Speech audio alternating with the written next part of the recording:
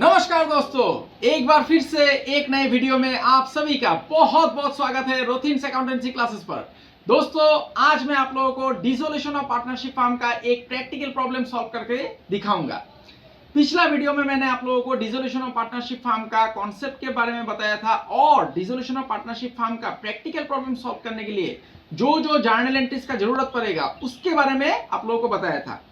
तो मेरा आप सभी से अनुरोध है, आप लोग अगर मेरा जो पहला वीडियो है डिसोल्यूशन ऑफ पार्टनरशिप फॉर्म का पार्ट 1 उसको अगर नहीं देखा है तो देख लीजिएगा, क्योंकि आज जब मैं प्रैक्टिकल प्रॉब्लम सॉल्व करने जाऊंगा तो वही सब जर्नल एंट्रीज मैं यहाँ पर अप्लाई करूंगा। अगर आप लोगों ने जर्नल एंट्रीज याद नहीं किया है या फिर देखा नहीं है वीडियो तो आप लोगों को समझने में मुश्किल हो सकती है। तो इसलिए आप लोगों से मेरा अनुरोध है कि आप लोग मेरा डिसोल्यूशन ऑफ पार्टनरशिप फॉर्म का पार्ट 1 का वीडियो देख लीजिएगा और आप लोगों की सुविधा के लिए मैं उसका लिंक भी नीचे डिस्क्रिप्शन बॉक्स में दे दूंगा।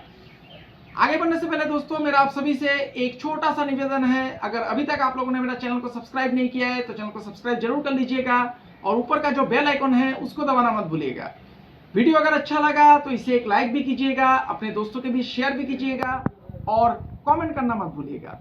आप लोग मुझे इंस्टाग्राम और फेसबुक पे भी फॉलो कर सकते हैं। मेरा इंस्टाग्राम और फेसबुक पेज का जो लिंक है मेरा चैनल पे दिया हुआ है और मैं आप लोगों की सुविधा के लिए वीडियो का डिस्क्रिप्शन बॉक्स में भी दे दूंगा। तो चलिए दोस्तों, विलंब ना करते हुए आज के विषय की तरफ आगे बढ़ता हूं। अभी मैं आप लोगों को एक प्रैक्टिकल प्रॉब्लम सॉल्व करके दिखाऊंगा डिसोल्यूशन ऑफ पार्टनरशिप फॉर्म का। ये प्रैक्टिकल प्रॉब्लम सिंपल लेवल का ही होगा, ज्यादा टफ लेवल का नहीं है, मॉडरेट लेवल का मान लीजिए, ठीक है। तो अभी मैं करने जाऊंगा, आप लोग ध्यान दीजिएगा, कॉपी की तरफ समझ जाएंगे। बहुत ही आसान है डिसोल्यूशन ऑफ पार्टनरशिप फॉर्म का प्रैक्टिकल प्रॉब्लम सॉल्व करना। तो अभी मैं कैमरा को बोलता हूं कॉपी की तरफ फोकस करने के लिए। तो देखिए दोस्तों, आप लोगों को समझाने के लिए मैंने एक क्वेश्चन लिख लिया है, इसका आप लोग स्क्रीनशॉट ले लीजिएगा, ठीक है। तो मैं थोड़ा क्वेश्चन आप लोगों को समझा देता हूं। देखिए, a firm of partner A B and C was dissolved. अभी क्वेश्चन डिसोल्यूशन का है, ये आप लोगों को समझ में कैसे आएगा। देखिए, डिसॉल्व बोल के या फिर डिसोल्यूशन बोल के डिसॉल्व हो गया ऐसा एक शब्द लिखा हुआ रहेगा क्वेश्चन में। यहाँ पर भी देखिए डिसॉल्व बोल के लिखा हुआ है, तो इसका मतलब ये डिसोल्यूशन का क्वेश्चन है। रिटायरमेंट में जैसे एक पार्टनर रिटायर कर जाता है, एडमिशन में एक पार्टनर एंटर करता है, एडमिट होता है, तब आप लोगों को समझ में आता है कि ये एडमिशन का क्वेश्चन है, ये रिटायरमेंट का। या फिर डेथ ऑफ ए पार्टनर में एक पार्टनर का मृत्यु हो जाता है तो लिखा रहता है कि ये पार्टनर मर गया, डाइड बोल के। तो ऐसे आप लोगों को समझना होगा, डिसॉल्व ये शब्द रहेगा क्वेश्चन में, ठीक है। तो ए बी सी 3 पार्टनर है फॉर्म में, वो लोगों का बिजनेस क्या हो रहा है, डिसॉल्व हो जाएगा एज ए 31 मार्च 2022। वो लोग का एक बैलेंस शीट दिया हुआ है, देखिए ये है बैलेंस शीट, ठीक है ना। अभी देखिए नीचे एडजस्टमेंट क्या क्या दिया हुआ है, एसेट्स रियलाइज्ड, ये सब जो एसेट है ये सब रियलाइज होगा। देखिए क्या बोल रहा है, स्टॉक 2000 रुपया मिलेगा बेचने के बाद, बुक डेट्स इसको डेटोर भी बोल सकते हैं 3000 रुपया मिलेगा, फर्नीचर 5000 मिलेगा और टूल्स जो है इसको बेचने से 3000 मिलेगा और बिल्डिंग बेचने से 13500, ठीक है। और क्रेडिटर्स वेर पेड ₹5500, मतलब क्रेडिटर आपका लाइबिलिटी हो गया, थर्ड पार्टी लाइबिलिटी। इसको पेमेंट करना होगा कितना रुपया, 5500। अभी क्या बनाने दिया है, देखिए शो जर्नल एंट्रीज प्रिपेयर करने दिया है एंड प्रिपेयर इंपॉर्टेंट अकाउंट्स। तो इंपॉर्टेंट अकाउंट, अभी अकाउंट का नाम उल्लेख नहीं है, कौन सा अकाउंट आपको प्रिपेयर करना है। तो मैंने आप लोगों को लास्ट वीडियो में बताया था कि आप लोगों को जब भी डिसोल्यूशन का क्वेश्चन मिलेगा, रियलाइजेशन अकाउंट बनाना है, पार्टनर्स कैपिटल अकाउंट बनाना है और कैश या फिर बैंक अकाउंट बनाना है, ठीक है। क्वेश्चन में देख लीजिएगा कैश इन हैंड है या फिर कैश एट बैंक है, तो उसके मुताबिक आपको बनाना पड़ेगा। तो यहाँ पर जैसा कि कैश एट बैंक है तो आपको बैंक अकाउंट बनाना पड़ेगा पहले, लेकिन जर्नल एंट्रीज आपको प्रिपेयर करना पड़ेगा। तो चलिए दोस्तों, जर्नल एंट्रीज बनाते हैं। तो अभी मैं यहाँ पर जर्नल का घर बना लूंगा, मैं कलम से लाइन खींच लूंगा, आप लोग पेंसिल और स्केल का इस्तेमाल कीजिएगा, ठीक है। तो देखिए जर्नल एंट्रीज मैंने आप लोगों को दिया है, जो मेरा लास्ट वीडियो था उसमें मैंने दिया था, उसी के मुताबिक उसी सीक्वेंस पे क्रोनोलॉजिकल ऑर्डर में, मतलब एक के बाद एक जैसा मैंने जर्नल एंट्रीज दिया था उसके मुताबिक अगर एडजस्टमेंट है और उसके मुताबिक अगर आइटम सब क्वेश्चन में है तो उसके मुताबिक ही मैं जर्नल एंट्री पास करूंगा। अगर एडजस्टमेंट नहीं है तो उस एंट्री को मैं इग्नोर करूंगा। तो आप लोग कॉपी की तरफ ध्यान दीजिए। देखिए पहले यहाँ पर डेट नहीं है तो मैंने डेट कॉलम नहीं बनाया है, पार्टिकुलर्स लिख दीजिए, फिर LF L.F. फिर डेबिट अमाउंट रुपीज़ का सिंबल दे दीजिए, फिर क्रेडिट अमाउंट रुपीज़ का सिंबल। देखिए दोस्तों, पहला एंट्री क्या होता है, रियलाइजेशन में ट्रांसफर करना होता है जो भी बैलेंस शीट में एसेट सब दिया हुआ है। लेकिन बैलेंस शीट का एसेट में आप लोगों को क्या नहीं लेना है, cash balance, cash and cash equivalent, मतलब cash in hand, cash at bank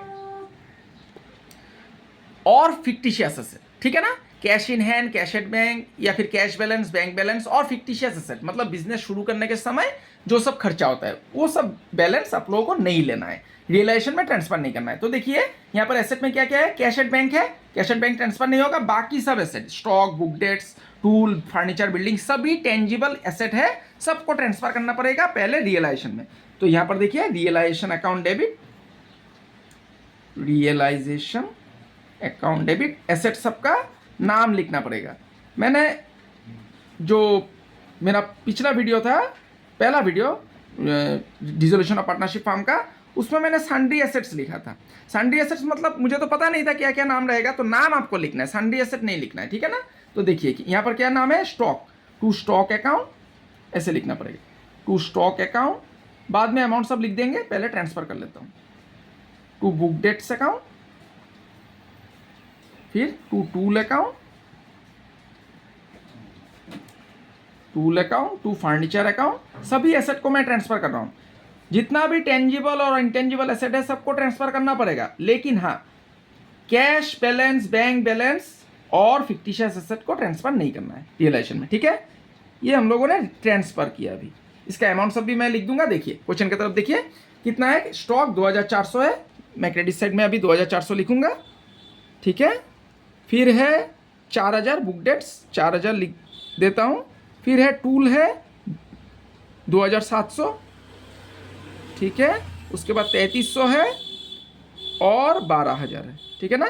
तो इन सबको मैं जोड़ लूंगा, मैं कैलकुलेटर का इस्तेमाल करूंगा। मैंने कैलकुलेटर ले लिया है अभी हाथ में, तो मैं कैलकुलेटर से जोड़ लेता हूँ, ठीक है, समय को बचाने के लिए। 2400 प्लस 4000 प्लस 2700, फिर हो गया 3300, फिर हो गया 12000, ये आ गया दोस्तों 24400, ठीक है। इसको क्या लिखना पड़ेगा, नरेशन लिखना है, नरेशन लिखना ही है दोस्तों।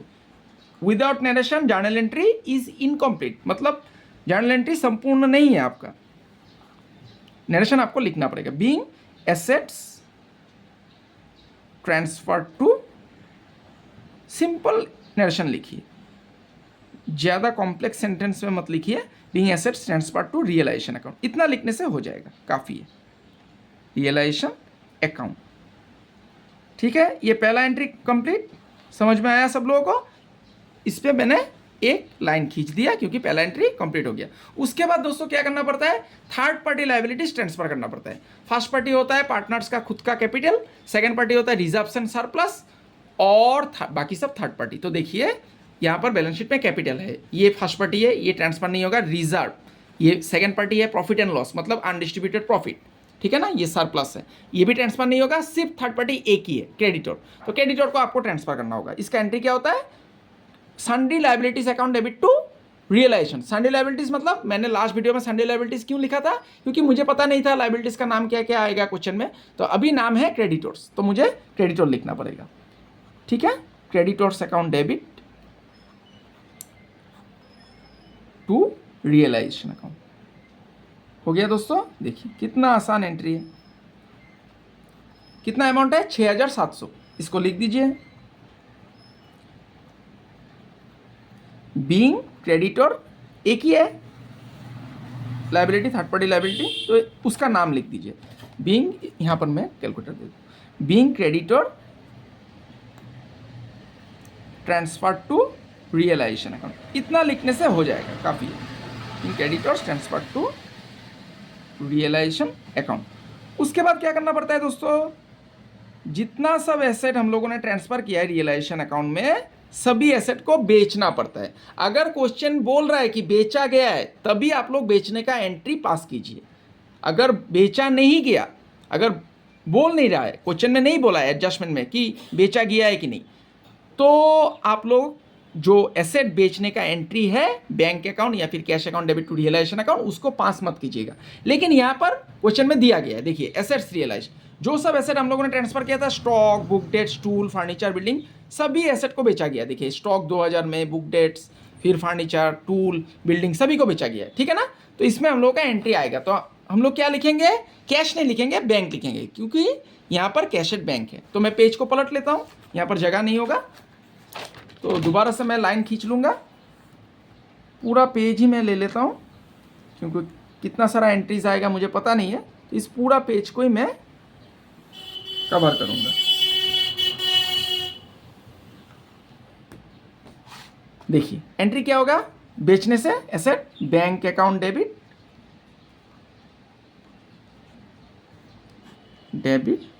टू रियलाइजेशन अकाउंट, ठीक है। आप लोग कॉपी की तरफ ध्यान दीजिए। मेरा टेबल में कुछ नाम लिखा हुआ है दोस्तों, ये देखिए, ये सब कुछ स्टूडेंट्स ने किया है, तो इस पे ध्यान मत दीजिएगा, आप लोग कॉपी की तरफ ध्यान दीजिए। देखिए अभी सब एसेट आपको बेचना होगा, ठीक है ना। एसेट बेचा गया है, एडजस्टमेंट में बोला गया है, तो एसेट सबको जोड़ दीजिए। कितना में बेचा गया है, देखिए 2000 और 3000 5000 और 5000 10,000 और 3000 13,000 और 13,000 26,500 में बेचा गया, ठीक है। तो डायरेक्ट एंट्री अमाउंट लिखना पड़ेगा, एंट्री में 26,500 में बेचा गया, 26,500, ठीक है। बीइंग एसेट्स इतना लिख देने से हो जाएगा, being assets sold for cash, assets sold for cash, हो गया दोस्तों। उसके बाद क्या करना पड़ता है, लायबिलिटी, जो थर्ड पार्टी लायबिलिटी आपने ट्रांसफर किया है रियलाइजेशन में, उसको पेमेंट करना पड़ेगा। ये क्वेश्चन में बोलने से भी करना पड़ेगा, जितना बोलेगा क्वेश्चन में पेमेंट करने के लिए उतना आपको करना है, और अगर क्वेश्चन साइलेंट रहता है, कुछ नहीं बोल रहा है, तब आपने जितना ट्रांसफर किया है अमाउंट, उतना ही अमाउंट आपको पेमेंट करना है, ठीक है। तो देखिए क्वेश्चन में बोल रहा है, तो क्रेडिटर हम लोगों ने ट्रांसफर किया था, देखिए 6,700 रुपया, लेकिन क्रेडिटर का पेमेंट कितना होगा, 5,500, तो यहाँ में डिस्काउंट मिल रहा है क्रेडिटर्स से, ठीक है। अगर क्वेश्चन में बोला नहीं होता, कुछ नहीं बोला होता क्रेडिटर्स के बारे में एडजस्टमेंट में, तब आपको पूरा 6,700 पेमेंट करना होता, लेकिन यहाँ पर 5,500 पेमेंट करना है। तो इसका एंट्री क्या हो जाता है, realisation account debit to cash या फिर बैंक अकाउंट। तो हम लोगों को यहाँ पे बैंक लिखना है, ठीक है ना, टू बैंक अकाउंट, हो गया दोस्तों। 5,500 बीइंग क्रेडिटर्स पेड, इतना लिख दीजिए, नरेशन हो जाएगा, बीइंग क्रेडिटर्स पेड। अभी देखिए दोस्तों, हम लोगों ने रियलाइजेशन अकाउंट ओपन किया है, ठीक है ना। तो रियलाइजेशन अकाउंट ओपन करने से इसको बंद भी करना पड़ेगा, तो इसमें से प्रॉफिट या फिर लॉस निकल के आता है, ठीक है। तो प्रॉफिट हुआ है या फिर लॉस हुआ है कैसे पता चलेगा, रियलाइजेशन अकाउंट बनाने से पता लगता है, या फिर आप लोग जर्नल में से भी कर सकते हैं। जैसे रिवैल्यूएशन अकाउंट मैंने सिखाया था, विदाउट प्रिपेयरिंग रिवैल्यूएशन अकाउंट नहीं बना के आप लोग प्रॉफिट निकाल सकते हैं या फिर लॉस निकाल सकते हैं, वैसे यहाँ पर भी हो सकता है। लेकिन मैं यहाँ पर रियलाइजेशन अकाउंट बनाऊंगा, तो इसके लिए मैं एक एंट्री का जगह छोड़ देता हूँ, ठीक है। रियलाइजेशन का प्रॉफिट भी आ सकता है, लॉस भी आ सकता है, तो मैंने एक एंट्री का जगह छोड़ दिया। अभी मैं देखूंगा जो अनडिस्ट्रीब्यूटेड प्रॉफिट या फिर रिजर्व है, उसको मुझे बांटना पड़ेगा ओल्ड पार्टनर के बीच। तो देखिए अनडिस्ट्रीब्यूटेड प्रॉफिट रिजर्व क्या क्या है, रिजर्व है 2,400 का, और प्रॉफिट एंड लॉस है 1,500 का। ये A, B, C तीनों में बढ़ जाएगा, रेशियो तो दिया हुआ नहीं है, तो मानना क्या पड़ेगा, इक्वल रेशियो है, मतलब 1:1:1। तो पहले मैं रिजर्व को बांटूंगा 2,400, फिर प्रॉफिट एंड लॉस 1,500 को बांट दूंगा, ठीक है। देखिए एक एंट्री का जगह मैंने किस लिए छोड़ा है, ये रियलाइजेशन के लिए, रियलाइजेशन में से जो प्रॉफिट या फिर लॉस निकल के आएगा उसके लिए मैंने एंट्री का जगह छोड़ा है, ठीक है ना। तो रिजर्व अकाउंट डेबिट, ये देखिए रिजर्व, सॉरी ये स्पेलिंग थोड़ा रॉन्ग हो गया, reserve account debit to old partners capital account. Old partner कौन कौन है, A, B और C। To A's capital account,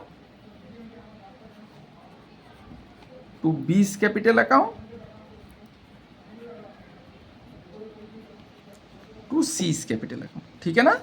तो कितना था अमाउंट, 2,400 था दोस्तों बैलेंस शीट में। अभी मैंने दिखाया था आप लोगों को, देखिए क्वेश्चन में 2,400 है रिजर्व का अमाउंट, ठीक है ना, और प्रॉफिट एंड लॉस का 1,500 है। प्रॉफिट एंड लॉस बाद में बांटता हूँ, तो 2,400 को आपको बांटना है, रेशियो तो यहाँ पर दिया हुआ नहीं है, तो तीनों पार्टनर में इक्वली बढ़ जाएगा, ठीक है। 1/3 करने से कितना हो जाएगा, 800 800 फिर 800। तो नरेशन एक लिखना पड़ेगा, बीइंग बीइंग रिजर्व डिस्ट्रीब्यूटेड, इतना लिखने से हो जाएगा दोस्तों, बीइंग रिजर्व डिस्ट्रीब्यूटेड। उसके बाद अभी फिर प्रॉफिट एंड लॉस को भी बांटना है, तो सेम एंट्री हो जाएगा profit and loss account debit, profit and loss account debit to A's capital account to B's capital account to C's capital account. ठीक है, तीनों पार्टनर के बीच कितना था, 1500 रुपया था। अभी क्वेश्चन में मिला था हम लोगों को 1500 रुपया, इसको भी इक्वल रेशियो में बांटना है, रेशियो दिया हुआ नहीं है क्वेश्चन में, तो 1500 को तीनों में इक्वली बांट दीजिए, कितना हो जाएगा 500 500 और 500, 1/3 1/3 1/3। ठीक है, being profit and loss distributed, दिखाई दे रहा है दोस्तों, being profit and loss distributed हो गया। उसके बाद और एक एंट्री होगा, ये कैपिटल अकाउंट से निकल के आएगा, मतलब अगर कैश बच गया तो पार्टनर सब क्या करेगा, लेके चला जाएगा, घर में लेके चला जाएगा, या फिर कैश लाना भी पड़ सकता है फार्म के लिए। अगर फार्म में सफिशिएंट पैसा नहीं है आउटसाइडर लायबिलिटी को देने के लिए, तब पार्टनर को अपना घर से कैश लाना भी पड़ सकता है। ये कैसे पता चलेगा, कैपिटल अकाउंट बनाने से। तो अभी मैं पहले रियलाइजेशन अकाउंट बनाऊंगा। ठीक है, रियलाइजेशन अकाउंट इस तरफ में देखिए अभी। ठीक है, रियलाइजेशन अकाउंट, तो हम लोगों ने तो जर्नल एंट्री बनाया ही है, तो जर्नल एंट्री से देख के रियलाइजेशन अकाउंट मैं यहाँ पर बना लूँगा। ठीक है, आप लोग पेंसिल और स्केल का इस्तेमाल कीजिएगा, मैं कलम से लाइन खींच रहा हूँ। ठीक है, इतना में हो जाएगा, क्योंकि ज़्यादा आइटम नहीं है क्वेश्चन में। राइट हैंड साइड पे क्रेडिट लिख दीजिए, रिवोल्यूशन के अकाउंट के जैसा ही है। ठीक है, लेफ्ट हैंड साइड पे डेबिट लिख दीजिए, पार्टिकुलर्स, फिर अमाउंट रुपीज़ का सिंबल दे दीजिए, फिर पार्टिकुलर्स, फिर अमाउंट रुपीज़ का सिंबल दे दीजिए। ठीक है, तो देखिए जर्नल हम लोगों ने तैयार किया है, बनाया है, तो जर्नल से देख के मैं कर लूँगा। Realisation account debit to stock, to book debt, to tool, to furniture, to building, सब डेबिट साइड में आएगा रियलाइजेशन का, क्योंकि रियलाइजेशन अकाउंट डेबिट साइड में है, तो उसका उल्टा वाला आएगा, सब डेबिट साइड में, to stock, book debt, tool, furniture, building. ठीक है ना, तो लिख देता हूँ। लेजर तो आप लोगों को पता ही है दोस्तों, मैं आशा करता हूँ। To stock account, to book debts, सब लिख देता हूँ। टू फर्नीचर, क्या क्या था और एक बार देख लेता हूँ, टूल था, उसके बाद टूल, फर्नीचर और building. To tool account, to furniture account,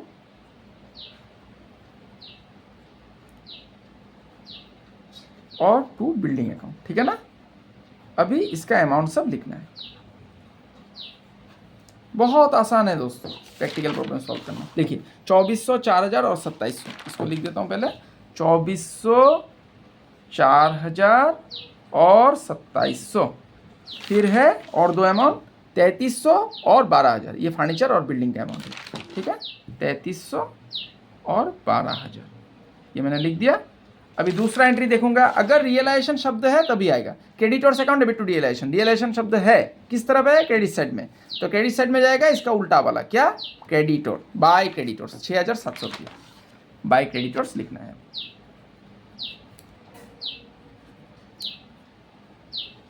by creditors account 6700, ये लिख दिया मैंने। अभी देखिए यहाँ पर देखिए, bank account debit to realisation, तो रियलाइजेशन शब्द है किस तरफ है, क्रेडिट साइड में, तो क्रेडिट टू मतलब क्रेडिट साइड, तो क्रेडिट साइड में जाएगा इसका उल्टा वाला, बाय बैंक, कितना, 26,500 रुपया। तो फिर से लिखना है क्रेडिट साइड में बाय बैंक अकाउंट। ठीक है, 26,500 रुपया। फिर देखना है रियलाइजेशन है कि नहीं। देखिए और एक है, realisation account debit to bank account, तो रियलाइजेशन डेबिट में है तो डेबिट साइड में आएगा इसका उल्टा वाला, टू बैंक, 5,500। ठीक है ना, टू बैंक अकाउंट 5,500 रुपये हो गया। और तो रियलाइजेशन शब्द नहीं है, यहाँ पर देखिए रियलाइजेशन शब्द नहीं है, यहाँ पर भी नहीं है, और फाइनल एक एंट्री आएगा वो कैपिटल अकाउंट से निकल के आएगा। तो देखिए दोस्तों, अभी रियलाइजेशन अकाउंट में क्या होगा, रिवोल्यूशन के जैसा ही है। क्रेडिट साइड अगर ज़्यादा होता है तो डेबिट में क्रेडिट को जोड़िए और डेबिट को भी जोड़िए, ग्राफ में लिख दीजिए। क्रेडिट साइड अगर ज़्यादा होता है तो डेबिट साइड में प्रॉफिट निकल के आएगा, और उस प्रॉफिट को जो ओल्ड पार्टनर है सब में बांटना पड़ेगा ओल्ड रेशियो में। और अगर डेबिट साइड ज़्यादा निकल के आता है तो क्रेडिट साइड में लॉस निकल के आएगा, लॉस को भी बांटना है ओल्ड पार्टनर के बीच ओल्ड रेशियो में। तो मैं यहाँ पर जोड़ के देख लेता हूँ कि इसमें क्रेडिट साइड में 26,500 और 6,700, मतलब क्रेडिट साइड में आया 33,200। ठीक है, 33,200 मैं रात में लिख देता हूँ, 33,200 आया ये क्रेडिट साइड में। ठीक है, अभी डेबिट साइड में देखता हूँ, 2,400, फिर 4,000, फिर 2,700, फिर 3,300, फिर 12,000 और 5,500। डेबिट साइड में आया दोस्तों 29,900, ये डेबिट साइड में। तो किस तरफ ज़्यादा है? क्रेडिट साइड ज़्यादा है दोस्तों। ठीक है ना, तो क्रेडिट साइड में ज़्यादा होने से डेबिट साइड में प्रॉफिट निकल के आता है। इसको क्या लिखना पड़ेगा? तीनों पार्टनर के बीच बांटना पड़ेगा। टू प्रॉफिट ट्रांसफर टू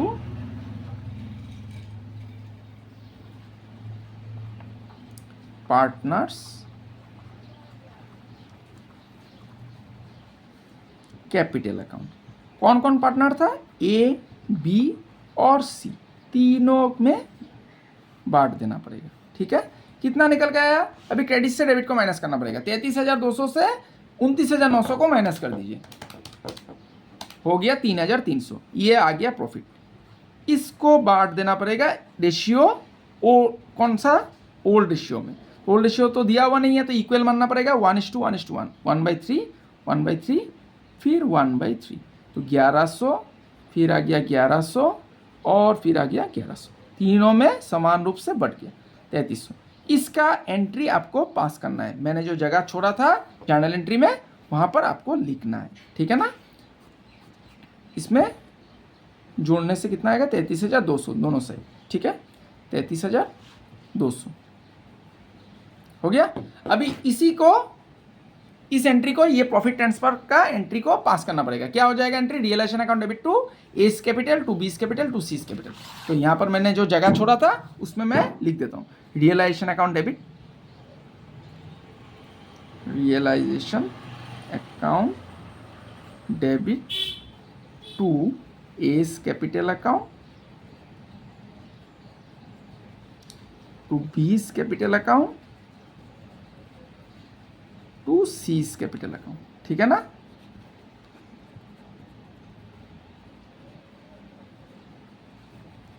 देखिए कितना कितना निकला? 1100, 1100, 1100। ठीक है, तो 1100, 1100 करके कितना हो जाएगा? 3,300 रुपया प्रॉफिट निकल के आया। 1100, 1100, 1100। ठीक है, 3,300। इसका भी नरेशन लिखना पड़ेगा, being profit on realisation, being profit on realisation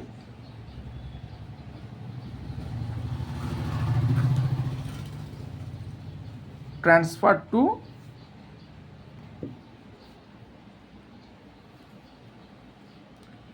partners capital account. हो गया दोस्तों, कैपिटल अकाउंट इतना लिखने से होगी। अभी मैं बनाऊंगा पार्टनर्स का कैपिटल अकाउंट, क्योंकि यहाँ पर तो मैंने आप लोगों को लास्ट वीडियो में बताया था रियलाइजेशन अकाउंट बनाना पड़ेगा, पार्टनर कैपिटल और कैश या फिर बैंक अकाउंट, कुछ नहीं बोलने से। तो अभी मैं पार्टनर्स कैपिटल अकाउंट बना लेता हूँ। देखिए ध्यान दीजिएगा,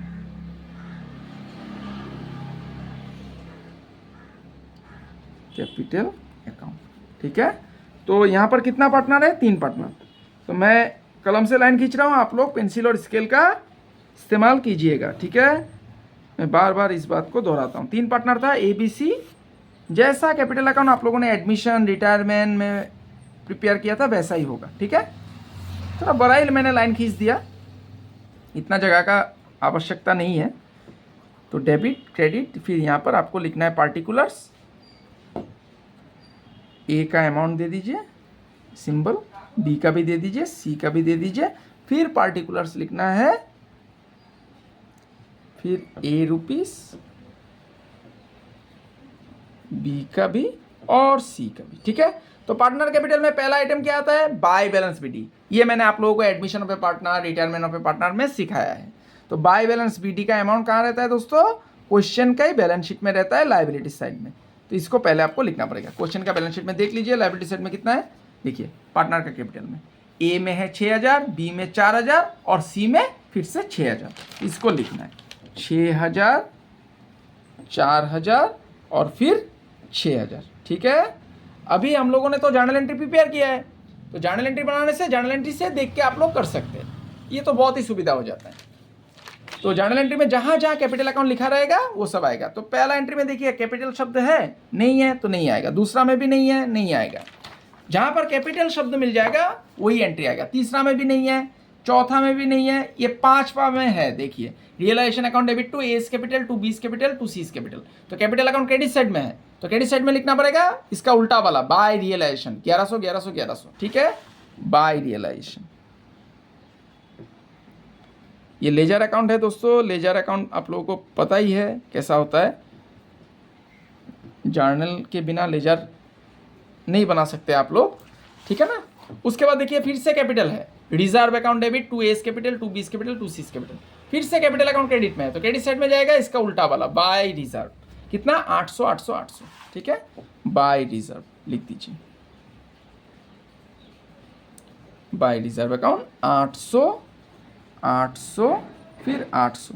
उसके बाद फिर से जर्नल में देखिए profit and loss account debit to A's capital to B's capital to C's capital. फिर से कैपिटल अकाउंट क्रेडिट साइड में है, तो क्रेडिट में जाएगा इसका उल्टा वाला, बाय प्रॉफिट एंड लॉस। कितना, 500 500 500, by profit and loss account, profit and loss account 500 फिर 500 फिर 500। अभी देखिए दोस्तों और तो एंट्रीज नहीं है, ये लास्ट एंट्री जो बचा हुआ है ये कैपिटल अकाउंट से निकल के आएगा। देखिएगा अभी कैपिटल अकाउंट बंद कैसे होता है, देखिए ये लेजर अकाउंट है, लेजर अकाउंट बंद करने के लिए बैलेंस सीडी निकल के आता है, लेकिन अभी तो फॉर्म बंद ही हो जाएगा, डिसोल्यूशन हो रहा है। तो डिसोल्यूशन होने से बैलेंस सीडी निकल के नहीं आएगा। जो पैसा फॉर्म में बचा हुआ है, जो पैसा फॉर्म में बचा हुआ है वो पार्टनर क्या करेगा, घर में लेके चला जाएगा। अगर क्रेडिट साइड ज़्यादा है तो डेबिट साइड में कैश या बैंक निकलेगा, और अगर डेबिट साइड ज़्यादा है तो क्रेडिट साइड में कैश या फिर बैंक निकलेगा। अगर डेबिट में निकलता है तो क्या समझ में आता है, क्या समझाएगा। अगर डेबिट में निकला है बैलेंस मतलब कैश, तो मैं कैमरा को बोलूँगा थोड़ा इधर करने के लिए, हाँ देखिए अभी क्रेडिट साइड अगर ज़्यादा है तो डेबिट साइड में कैश निकल के आएगा। इससे पता लगता है कि फॉर्म में कैश आउटसाइडर लायबिलिटी को पेमेंट करने के बाद, सभी खर्चा को पेमेंट करने के बाद जो कैश बच गया वो पार्टनर लेके चला जाएगा, अगर डेबिट साइड में कैश निकल के आता है। और अगर क्रेडिट साइड में कैश निकलता है या फिर बैंक निकलता है, तब समझना होगा कि फॉर्म को और पैसों का जरूरत है आउटसाइडर लायबिलिटी को पेमेंट करने के लिए, अपना एक्सपेंसेस को पेमेंट करने के लिए। तब पार्टनर क्या करेगा, घर से पैसा लेकर के आएगा, ठीक है। तो अभी देखिए हम लोग का क्रेडिट साइड ही ज़्यादा है, तो डेबिट में कैश या फिर बैंक निकल के आएगा, तो हम लोग तो बैंक लिख रहे हैं, तो बैंक लिखना पड़ेगा, टू बैंक अकाउंट, ठीक है। तो देखिए 6000, अभी मैं जोड़ लेता हूँ, 6000 प्लस 1100 800 और 500, 8400, ठीक है, 8400 इस तरफ, और इसमें कितना आ गया, 4000 1100 फिर 800 फिर 500, 6400। और इसका देखिए दोस्तों अमाउंट सेम ही है, एक का जैसा ही है, इसमें भी 8400 ही आएगा। हो गया, इसको नीचे ऐसे बंद कर दीजिए, ये बहुत लंबा हो गया, इसमें मैंने ज़्यादा जगह ले लिया। तो देखिए नीचे आपको बंद कर देना है 8400, 6400 फिर 8400, फिर इधर में भी बंद करना है 8400, 6400 फिर 8400, ठीक है।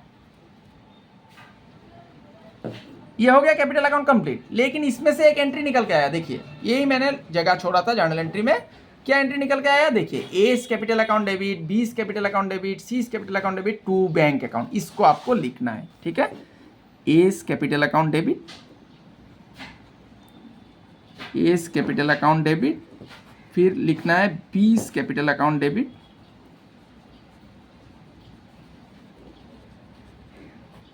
फिर लिखना है सीस कैपिटल अकाउंट डेबिट, सॉरी सीस capital account debit to bank account, ठीक है दोस्तों। अभी कितना कितना लिखना है, यहां पर जो निकला है वही सब लिखना है, 8400, 6400 और 8400। तो देखिए 8400, 6400 फिर 8400, तीनों को जोड़ना पड़ेगा, 8400 फिर 8400, इसको मैं जोड़ देता हूँ, 23200 आया। ये पैसा सरप्लस मतलब एक्सेस बच गया फार्म में तो पार्टनर लेके चला जाएगा। तो इसमें आपको क्या लिखना है, बीइंग अमाउंट, फार्म दे देगा ये पैसा, ठीक है ना, पार्टनर को, क्योंकि बच गया पैसा। Being amount paid to partners, इतना लिख दीजिए और लिखने का जरूरत नहीं है। तो journal entry complete, realisation complete और पार्टनर कैपिटल भी कंप्लीट, ठीक है। अभी अंत में कैश या फिर बैंक अकाउंट बनाना है, तो बैंक अकाउंट हम लोग बनाएंगे क्योंकि हम लोगों ने बैंक लिखा है, ठीक है ना। तो यही आखिरी अकाउंट है और बैंक अकाउंट बैलेंस शीट के जैसा ही दोनों साइड मैच कर जाएगा। अगर मैच कर गया तभी आप लोगों ने सभी एडजस्टमेंट का सही रूप से ट्रीटमेंट किया है और सभी जर्नल एंट्रीज या फिर दूसरा अकाउंट भी सही रूप से बनाया है। अगर आपका दोनों साइड मैच नहीं करता है दोस्तों, तब इसका मतलब आपने कहीं पर गलती किया है, आपको ढूंढना पड़ेगा गलती। ये भी बैलेंस शीट के जैसा ही दोनों साइड मैच कर जाएगा, क्योंकि फार्म तो बंद हो जाएगा, इसका मतलब बैलेंस बचेगा ही नहीं, ठीक है। बैंक अकाउंट इसमें पहले लिखना पड़ेगा बैंक का। देखिए बैलेंस शीट में क्वेश्चन में एक बैलेंस दिया हुआ है ऑलरेडी, कैश एट बैंक बोल के, ठीक है। कैश एट बैंक कितना, 2200। ये हो गया all assets are debit balance, हम लोगों ने पढ़ा है पहले ही 11 में। तो all assets are debit balance, तो ये कैश एट बैंक एसेट है, इसका मतलब ये डेबिट बैलेंस है 2200, तो इसको डेबिट साइड में लिखना पड़ेगा। टू बैलेंस बीडी, ठीक है, टू बैलेंस बीडी 2200। अभी हम लोगों ने तो जर्नल एंट्री बनाया ही है, तो जर्नल में जहां जहां बैंक शब्द रहेगा, बैंक शब्द रहने से ही बैंक अकाउंट में आएगा, ठीक है। तो देखिए बैंक कहाँ कहाँ है देखना पड़ेगा। पहला एंट्री में बैंक नहीं है तो नहीं आएगा, दूसरा एंट्री में भी बैंक नहीं है, नहीं आएगा, तीसरा एंट्री में देखिए बैंक है। Bank account debit to realisation, bank account debit side में है तो डेबिट में जाएगा, इसका उल्टा वाला टू रियलाइजेशन 26,500 टू रियलाइजेशन।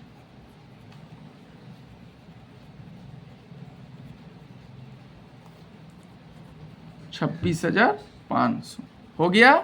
दूसरा एंट्री में देखिए फिर से बैंक है, realisation account debit to bank, bank credit में है तो क्रेडिट साइड में जाएगा, इसका उल्टा वाला बाय रियलाइजेशन 5,500 बाय रियलाइजेशन।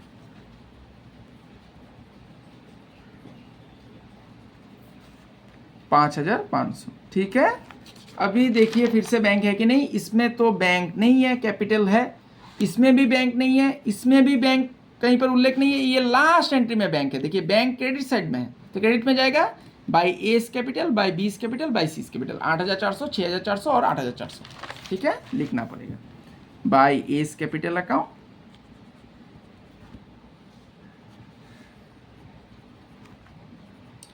यहाँ पर अकाउंट लिख दीजिए दोस्तों 8,400, फिर बाय 20 कैपिटल अकाउंट 6,400, फिर बाय सीस कैपिटल अकाउंट 8,400 हो गया। अभी सभी एंट्री को हम लोगों ने लेजर में पोस्टिंग कर दिया है, ठीक है। अभी बैंक अकाउंट दोनों साइड इक्वल आना पड़ेगा, अगर इक्वल आ गया तब हम लोगों ने सभी अकाउंटिंग ट्रीटमेंट जो एडजस्टमेंट है उसका सही रूप से अकाउंटिंग ट्रीटमेंट किया है और सभी अकाउंट भी हम लोगों ने सही रूप से बनाया है, जर्नल भी सही रूप से पोस्ट किया है जर्नल में। और अगर मैच नहीं करता है तो देखना पड़ेगा कहाँ पर गलती हो रहा है। तो देखिए डेबिट साइड में कितना है 26,500 और 2,200, तो आ गया 28,700, लेकिन इसको मैं लिखूंगा नहीं, 28,700 मैं राफ में लिख के रख देता हूँ क्योंकि मैंने अभी तक क्रेडिट साइड जोड़ा नहीं है। अगर जोड़ के 28,700 ही आता है तब मैं लिखूंगा, नहीं तो मुझे ढूंढना पड़ेगा कहाँ पर मैंने गलती किया है। तो 5,500, 8,400, फिर 6,400, फिर 8,400, आ गया दोस्तों 28,700, यही अमाउंट आया। तो दोनों साइड मैच कर गया, इसका मतलब हम लोगों ने सभी एडजस्टमेंट का सही अकाउंटिंग ट्रीटमेंट किया है और सभी अकाउंट शुद्ध रूप से बनाया है। तो ये था बैंक अकाउंट, इसका स्क्रीनशॉट ले लीजिए, ठीक है। अभी ये है कैपिटल अकाउंट, इसका भी स्क्रीनशॉट ले लीजिए। ऊपर में है रियलाइजेशन अकाउंट, इसका भी ले लीजिए, ठीक है। ये है जर्नल एंट्रीज, ये मैं कैमरा को बोलूँगा थोड़ा ऊपर करने के लिए पूरा पेज आ जाए ताकि, ठीक है। ये हो गया उसके बाद ये था पहला पेज में जर्नल एंट्रीज, ठीक है ना, और ये था क्वेश्चन। इसका तो आप लोगों ने पहले ही स्क्रीनशॉट लिया है। तो आशा करता हूं दोस्तों आज का क्लास आप लोगों को समझ में आया है। आज मैंने एक सिंपल और इसको आप लोग मॉडरेट लेवल का भी क्वेश्चन बोल सकते हैं, ये क्वेश्चन सॉल्व करके दिखाया है। आप लोग ज़्यादा से ज़्यादा क्वेश्चन प्रैक्टिस कीजिए। अगला क्लास में मैं आप लोगों को एक एडवांस लेवल का क्वेश्चन सॉल्व करके दिखाऊंगा। तो तब तक के लिए बने रहिए मेरे साथ। मैं ईश्वर से प्रार्थना करता हूं आप सभी स्वस्थ रहे, सुरक्षित रहे और खुश रहे। आज के लिए इतना ही दोस्तों, बहुत बहुत धन्यवाद।